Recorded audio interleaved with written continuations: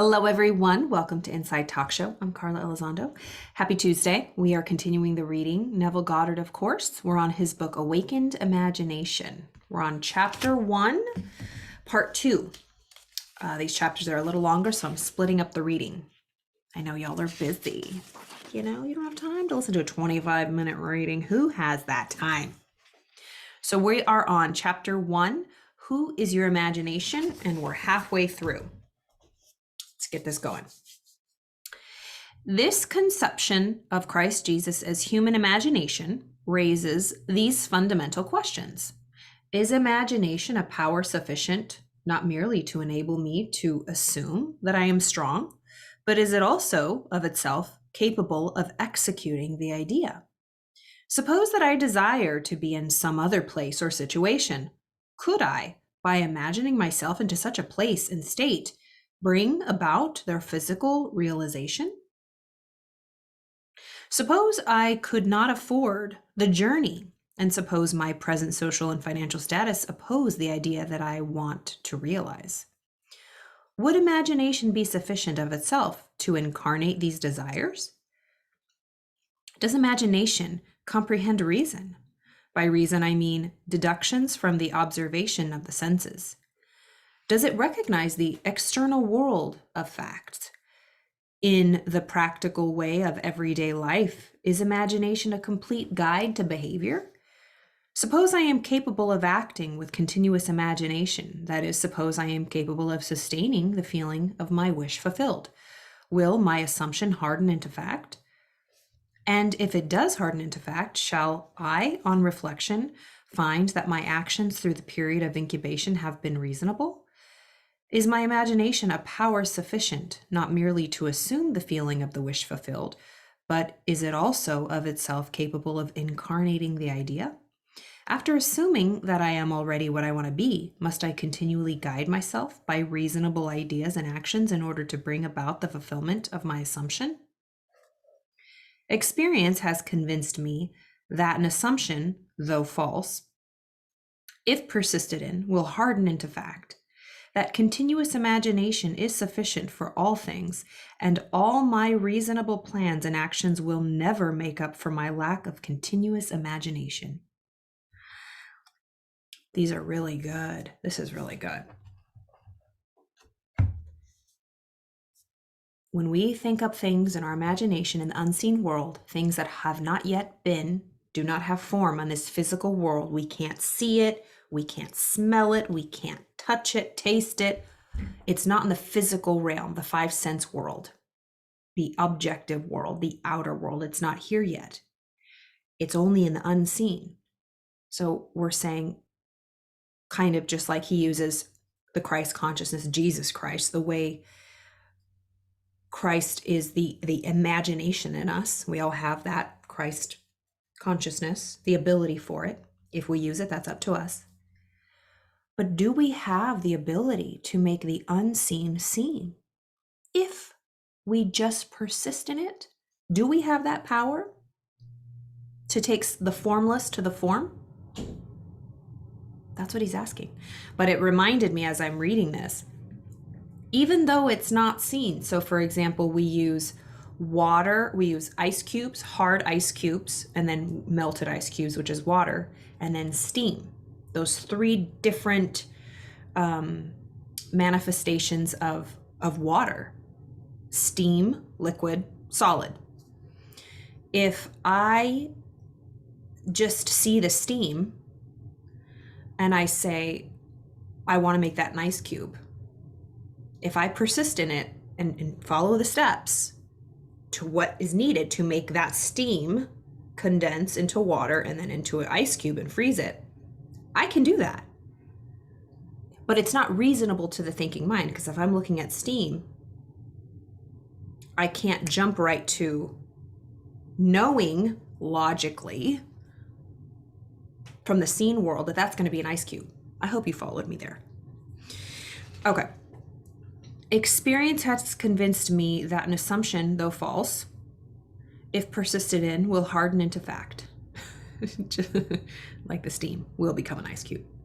That continuous imagination is sufficient for all things, and all my reasonable plans and actions will never make up for my lack of continuous imagination.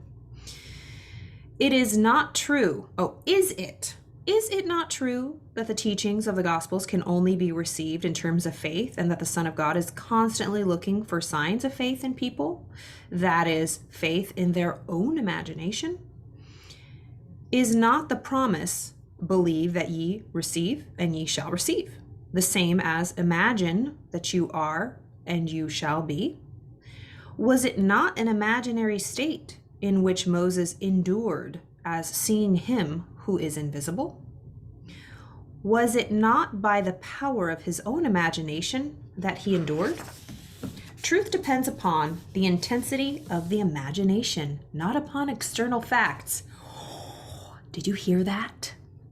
Truth depends upon the intensity of the imagination of the inner world, not upon the external facts of what we can see, right? Because how many people hold different truths in their world? They see things to be true because they're true here first, so then that's what they see. Truth depends upon the intensity of imagination, not upon external facts. Facts in our world, in the outer objective world, are the fruit bearing witness of the use or misuse of the imagination. So the facts, the hardened facts, the hard ice cubes, are just proof. They're fruit of the steam we got going up on here. Man becomes what he imagines. He has a self-determined history. Imagination is the way, the truth, the life revealed. He cannot get hold of truth with the logical mind. Or we cannot. We cannot get hold of truth with the logical mind. How many times does logic stand in our way of emotions of the unseen world? I use the example a lot. When we love someone or we want something, it can make no sense. For good or bad. You can love someone so much and you don't understand. It's just so beautiful. You don't know why, you just do. And then someone could be abusing you severely and you love them and you don't know why. But the truth to you is you love them. Okay, man becomes what he imagines. He has a self-determined history. Imagination is the way, the truth, the life revealed. We cannot get hold of truth with the logical mind. Where the natural man of sense sees a bud, imagination sees a rose full blown. Isn't that beautiful? Where the natural man, where we see with our eyeballs just a bud, imagination, the unseen, sees a rose full blown. Wow. Truth cannot be encompassed by facts. Truth cannot be encompassed by facts. Truth cannot be encompassed by facts. As we awaken to the imaginative life, we discover that to imagine a thing is to make it so. That a true judgment need not conform to the external reality to which it relates. So, as we awaken to the imaginative life, we discover that to imagine a thing is to make it so. That a true judgment need not conform to the external realities to which it relates. The imaginative man does not deny the reality of the sensuous outer world of becoming, but he knows that it is the inner world of continuous imagination that is the force by which the sensuous outer world of becoming is brought to pass. Wow. This is a power-packed little last piece of the chapter. So listen to this. Close your eyes, let it wash over you, unless you're driving. The imaginative man does not deny the reality of the senses, the sensuous world, outer world of becoming, but he knows that it is the inner world of continuous imagination that is the force by which the sensuous outer world of becoming is brought to pass. He sees the outer world and all its happenings as projections of the inner world of imagination. To him, everything is a manifestation of the mental activity which goes on in man's imagination. without the sensuous, am I saying that right? Sensuous, without the sensuous, reasonable man being aware of it. Okay. So using the imagination. Okay, so imaginative man. To him, everything is a manifestation of the mental activity which goes on in man's imagination, without the sensuous, reasonable man being aware of it. But he realizes that every man must become conscious of this inner activity and see the relationship between the inner causal world of imagination and the sensuous outer world of effects. So a person realizes that every person must become conscious of this inner activity and see the relationship between the inner causal world of imagination and the sensuous outer world of effect. It is a marvelous thing to find that you can imagine yourself into the state of your of your fulfilled desire, and escape from the jails which ignorance built. Ugh. The real person is a magnificent imagination. Ooh, the real person is a magnificent imagination. It is this self that must be awakened. Awake, thou that sleepest, and rise from the dead, and Christ shall give thee light. Remember, light is our mind, light is our imagination. Whatever we're putting in front of that light, the thoughts in front of the light, will be projected onto the screen of the world. What film you got going up in your projector? Thoughts. Film meaning thoughts. The moment man discovers that his imagination is Christ, he accomplishes acts which on this level can only be called miraculous. But until man has the sense of Christ as his imagination, you did not choose me, I have chosen you. He will see everything in pure objectivity without any subjective relationship, not realizing that all that he encounters is part of himself.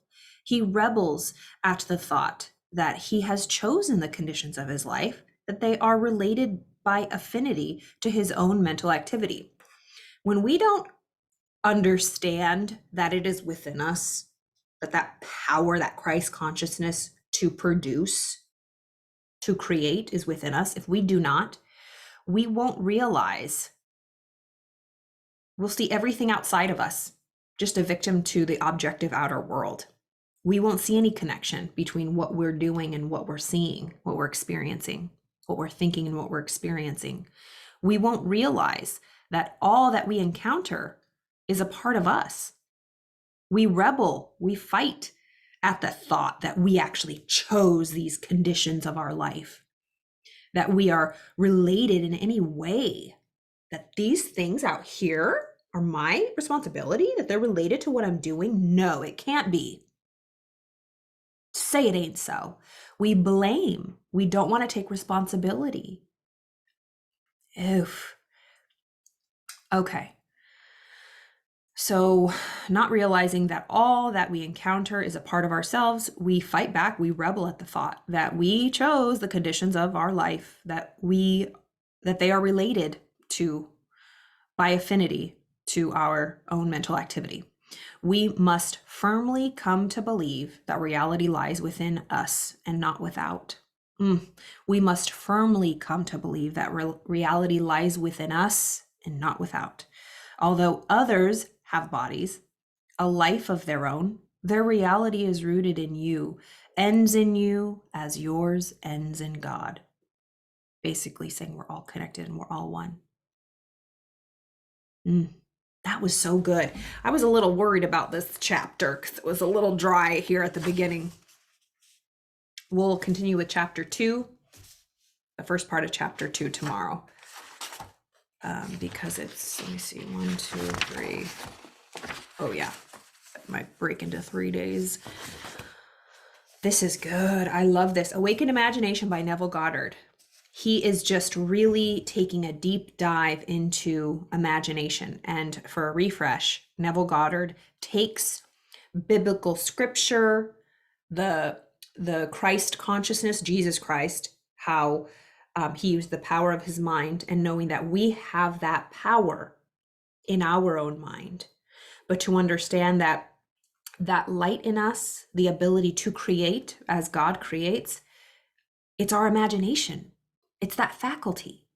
So to awaken to our imagination, to use it in a way that is actually constructive, conducive to our fullest potential, peace, joy, and love for us in the world and other people, we stand back as a victim to circumstance, that the objective world has nothing to do with our inner subjective world.